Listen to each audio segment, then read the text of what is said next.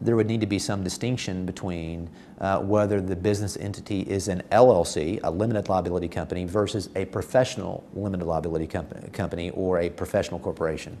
If it's the latter and not the former, clearly non-professionals cannot own those PLLCs or PCs. But that does not mean that a group of investors cannot form an LLC and then employ doctors at that clinic. Number one, there's nothing that insulates that individual or any other individual from criminal liability if they are in fact engaged in the overprescribing, if they are engaged in actually a business practice and employing individuals and operating what we would term a pill mill.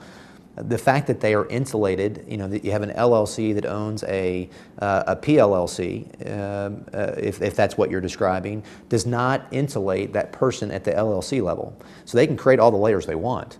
If factually there is a connection, a nexus of the individual, a non-physician, to the physicians that is engaged in a practice of overprescribing in pill mills, there's criminal liability on all fronts, which is different than civil liability. Okay, and so a lot of times these entities are created to insulate from a civil liability, limited liability companies. That's the very description of what they are, but that does not affect at all the prosecution around distribution of controlled dangerous substances, which is what we're talking about with pill mills. In fact, I would tell you that in some respects, the very existence of a non-physician engaged in a close relationship with that type of clinic is a telltale sign, to your description, of what? A pill mill.